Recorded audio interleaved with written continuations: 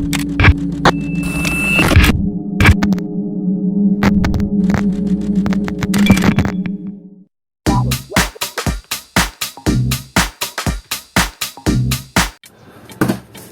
xin chào tất cả các bạn đã quay trở lại với kênh của Văn Hóng Lazada. Và hôm nay chúng ta tiếp tục với một số các cái linh kiện điện tử mình mua ở trên mạng. Và đợt này là mua ở trên Shopee. Thật sự thì đợt 6 tháng 6 này trên Shopee này khá là sida anh em. Free ship, nhưng free ship chỉ có 10k thôi. Nên là mua hầu như chả có khuyến mại gì. Mãi giảm giá thì rất là khan hiếm luôn. Nói chung đợt tháng 6 này anh em là mua thì mình nghĩ rằng Lazada thì cũng sẽ có những cái sản phẩm ngon hơn. Mình thì đã có một số kiện của Lazada chắc là trên đường về rồi. Ở đây thì mình có một kiện của Shopee đã về trước. Mình sẽ hôm nay sẽ review và mở hộp thử cái sản phẩm này xem như nào nhé.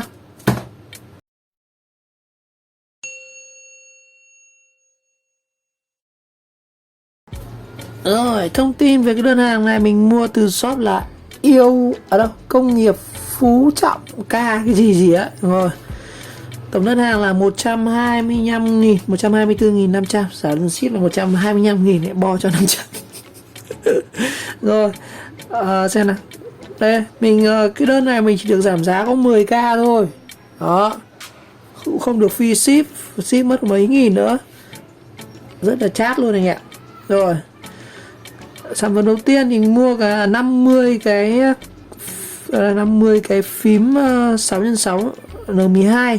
Ôi chết rồi, mua thừa rồi các bạn. Trước vừa mua hôm qua ở cái shop gì ở Hà Nội sao? Cái shop gì tại Công Biểu ấy. Hôm nay lại, nhưng mà shop này bán rẻ hơn anh ạ. 12.000 mà 50 cái cơ. Đó. Ở kia họ bán như là 4.000 5 cái thì phải. Chính ra shop này bán rẻ hơn này. Đợt mình mua cho là bao nhiêu tiền đây? Đợt mình mua cũng 12.000 nhá, chẳng có khuyến mại gì. Còn bây giờ thì cũng đang bán là 12.000. Đây. Công tắc 4 chân. Đó. Có một ảnh thôi. Mua 50 cái. Tiếp theo là mình mua có 5 cái thanh led 12V 3W. Đây. Led thanh nhôm. Cái led này led 12V. Công suất nó chỉ có 3W thôi. Đây, chính là cái mạch led này. Cũng chỉ có một ảnh thôi anh em. Giá 10.000 5 cái. Tính ra chỉ là 2.000 một cái vỉ mạch này. Đó. Trên này có mấy con điện trở các kiểu này. Đó. Rồi. Tiếp theo là diode cao tần. Cái diode này ở trong lò vi sóng. Anh em là hay sửa lò vi sóng thì chúng ta sẽ có hay sử dụng con diode này. Con diode này là chính là con diode nối vào chân mát của lò vi sóng ấy. Từ cái tụ nó xả cao áp xuống mát chính là cái con diode này. 8.000, rẻ vãi. Rồi. Tiếp theo là mình mua một cái đuôi công tắc máy mài cắt 9523. Đó. Cái này là cái máy mài gọi là cái công tắc đuôi chuột đấy. Anh em là sửa mình dùng máy mài chắc biết đây, công tắc đuôi chuột. Đó. 8.000 thôi. Kích thước của nó này. Giá 8.000. Thực ra công tắc máy mài mình dùng thì cũng ít hỏng. Rồi tiếp theo là mình mua cái đèn báo nguồn. Đây, 15.000. 15.000 10 cái đèn báo nguồn. Cái đèn này chính là cái đèn báo nguồn 220. Đó. Con này như là phải dùng kèm với một con chở 100 ôm thì phải. Đây. Phải dùng một con chở 150 kg này, 150k. Con này dùng để khi mà anh em mình dùng các cái ổ điện ấy thì cái đèn này nó sẽ tác dụng để báo là có điện 220 vào dây. Đó. Chính là cái công tác dùng để đèn báo nguồn hoặc là mình bút thử điện cũng được. Đó, chính là cái này. Tiếp theo là mình mua 10 đôi chổi than 5x8x15. Thực sự thì mình cũng không rõ lắm về kích thước chổi than nên mình mua 2 mã. Mua luôn 2 mã. Đây, cái là 5x8x15. Đó, chổi than. Tính ra là khoảng 3.000 một cái nhé. Đây là 27.000 10 cái nhá. Rồi, lại mua tiếp một cái chổi than nữa là 411. Đây, chổi than là cái này to hơn. Cũng 27.000 10 cái. Đó. Cái này thì không biết là chổi than theo máy cắt hay là máy khoan ấy. Tại vì than của nó thì thực sự mấy cái máy về khoan máy cắt thì than mình không rõ lắm. Đó. Rồi tổng đơn là 125.000 nhá. Rồi đó là thông tin ở trên app. Còn thực tế mình nhận thì đây từ shop là linh kiện JK nhá. Còn ở trên app thì nó lại là cái gì nhỉ? Công nghiệp Phú Trọng cái gì đấy. Ở Thịnh Liệt, Hoàng Mai, Hà Nội. Cái shop này trước mình cũng hay mua cái linh kiện về đèn diode các kiểu cũng rẻ. Rồi shop này như là ngày xưa là shop JK nhưng họ mới đổi tên rồi. Rồi Đây, tổng đơn hàng 125.000, 24.500 là 25.000 đây. 50 cái phím bấm này, 10 đôi chổi than này, 10 đèn báo nguồn này. À đâu, 20 cái đèn báo nguồn chứ. Mình mua 10 đèn nhân đôi đây này. Công tắc đuôi chuột này, điếu cao tần, 5 cái led. Rồi, hộp nhỏ hắn xinh xắn vuông vức, giờ bóc ra vừa kiểm luôn.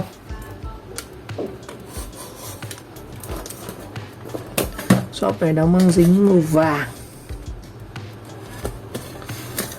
Ô, cái này thì không phải thế anh ạ, chắc phải rạch trên này anh ạ. Đây, rạch trên này.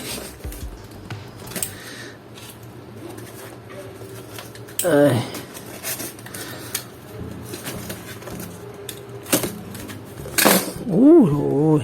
2 hộp chổi than. Đây là chổi than Maitera. Nhìn rất giống là Makita nhưng đọc là Maitera. Cái loại này là bao nhiêu? Một hộp này là 10 cái, mã của nó là 411. Hôm nay mình sẽ làm một review riêng về cái chổi than này nhá, nhưng mà chỉ mở một cái thôi. Tại vì chổi than nó có nhiều kiểu lắm anh em. Không biết anh em nó có dùng loại chổi than này không? 27.000 một hộp này. Sao dùng hết đời rồi anh em. Mình thật sự lúc mình mua cái mài 1 năm rồi mình chưa thay chổi than tại vì nó vẫn còn. Đây, chổi than 411 đây. Cũng có series các kiểu anh em, nhìn có vẻ xịn đấy. Tính ra thì mua ở shop này có 3.000 cái thôi. Đây, chổi than đây anh em. Cái này thì giống chổi than máy cắt của mình như đây. Đây. Cái này giống chổi than máy cắt anh em. Cái này dùng cho thử máy cắt nhá. Máy cắt máy khan này. Nó là 411 này. Tôi mua hẳn một hộp to 10 cái. Xem đủ không? Đúng rồi, 10 cái anh ạ. Một hộp của nó là 411 là 10 cái. Rồi. Rồi, mình có một cái túi. Túi này shop bán cẩn thận là họ còn hàn kín luôn anh ạ. Hàn kín luôn. Ở đây mình có là sao lại nhiều này? 5 con led. 5 con led hình như là trên này như sai anh ạ. Mình nhớ trên này chỉ có 3 con thôi. Cái led này. À đúng rồi, 5 cái anh ạ. 10.000 5 cái. 2.000 một con. Đây chúng ta sẽ có con led 12V 3W đây. Trên này chỉ có 6 con led và 2 con điện trở. Đó, ở dưới này nó là phím tản điện bằng nhôm nhá. Led đây là led 12W, 12 dòng điện 12 nhá. 2.000 một con. Nó có ghi là con này dưới nó có HOCC các kiểu này. Đó, đây. HOC04 gì đó. Ok, mỗi con này chỉ có mã mạch này. Còn mấy con này chẳng có. 2.000 một em. Rồi. Đây là cái diode cao tần của lò vi sóng. Con này chắc là ít dùng nhỉ. Đây. Đây là con diode cao tần nhá. Nó cũng có vạch màu đây. Chiều này chúng ta sẽ nối xuống mát này. Cái chiều này chiều đi xuống của nó này. Đây là con diode cao tần của lò vi sóng. Mã nó là CLO1-12GG11. 8 thông số quá, có 5 vạch. Mình cũng chẳng hiểu lắm. Con này 8.000 một con.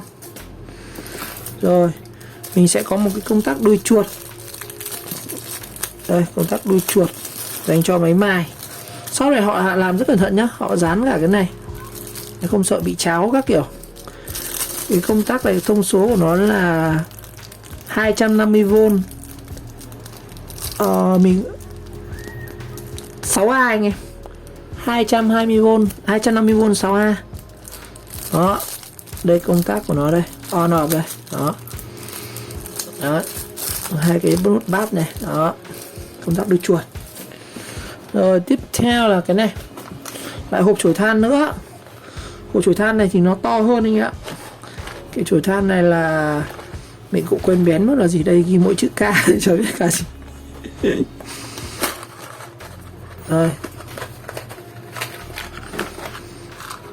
Chết để lẫn này thì tí là không biết cái nào với cái nào đúng không. Đây. Cũng Maitera nhá. Chổi than Maitera. Cũng 10 hộp 10 cái này. Thì tôi xem cái này hộp này với cái này khác gì nhau. Cái loại này thì nó có cái không, cái này người ta bóc đi này. Vẫn thế, hộp chả khác gì nhau cả. Trên này thì họ ghi là 411. Còn trên này chẳng ghi gì. Mình bóc thử một cái xem nhé. Đây cũng có series. À đây, trên này nó có ghi kích thước anh em ạ. Đây, con này của nó là 5x8x15. Con này thì không ghi kích thước. Con này chỉ có set number thôi. Và mã bạc. Mã bạc thì giống nhau hết này, 640307 này. Đấy, con này thì khác này. Con này thì đây, nó có cỡ là 5x8x15. Cái này thì bé hơn thì phải. Ồ đúng thật, con này không có túi anh ạ. Đây, chổi than này không có túi mà nó dài hình chữ nhật. Còn cái chổi than kia là hình vuông to bản nhá. Hôm nay không có túi. Lại là không có túi anh ạ. Than này không có túi. Đây, 3.000 một cái. Ra ngoài mua chắc phải 10.000 nữa không ạ. Sau đó bán rẻ vãi. 2.700. 27.000 10 cái, chính ra 2.700 một cái. Mình cho là 3.000 đi. Rồi tiếp theo là mình có một hộp này là chắc là hộp led 220 rồi. Con này trước mình có mua một lần rồi nhưng mà mình bị rơi mất anh ạ. Đây, một hộp của nó là 10 con. 15.000 10 con nhá. Thì tính ra là 1.500 một con này. Đây. Con này thì nó khác con led thường là trong này nó có diode sẵn rồi. Đó. Mình chỉ mắc thêm cái điện trở 150kg, cái 150k là nó dùng được để báo nguồn. Con nào chân dài hơn thì là chân dương nhé. Đó, ok. Đây, cái led này led 220 này. Trong này nó có tụ luôn này ạ. À, có diode luôn. Rồi. Và cuối cùng là một gói công tắc. Ồ, cái công tắc này thì nó nhỏ hơn anh em ạ. Cái công tắc hôm qua mình mua là 4x4 mà nó của nó to cơ. Cũng 4 chân đấy, còn công tắc này thì nó bé tí. À, công tắc này nhỏ xíu. Anh em trước xem cái video mình làm một hộp về cái điện tử thì có con led mà cái công tắc là 1.2 cm ấy, thì nó to hơn. Công tắc này thì nó bé hơn và nó cũng rẻ hơn. Đó. Cái này có 10.000 thì phải đúng không? Cái này là nhiêu tiền nhỉ? Cái công tắc này là 12.000 50 cái anh em ạ. Ui dồi, đang ngồi đếm cái này 50 nhìn đẹp phết. Nhỏ xíu. Cái này thì dùng có thể chế cái công tắc mặt của cái công tắc dán của lò vi sóng ấy. Cái mặt cái mặt cảm ứng của lò vi sóng nó hay hỏng, cái mặt công tắc thì người ta hay hàn cái này này. Hàn này mới cả hàn cái dây đồng của cái dây đồng của đồng hồ ấy, để hàn câu vào cái main ở trên cái bo lò vi sóng ấy. Hãy dùng công tắc này này.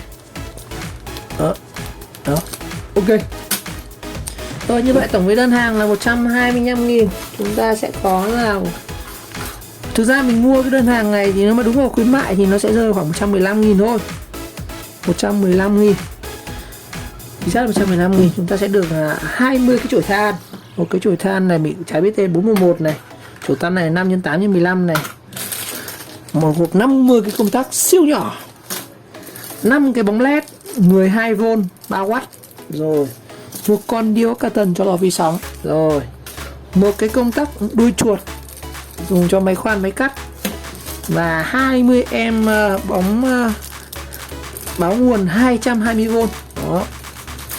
Thôi, hôm nay mình chỉ review sơ sơ vậy. Một lần nữa cảm ơn các bạn đã theo dõi video clip. Và nếu thấy video hay thì nhớ các bạn nhớ like, subscribe kênh và chờ đón các video tiếp theo. Ok, xin chào các bạn.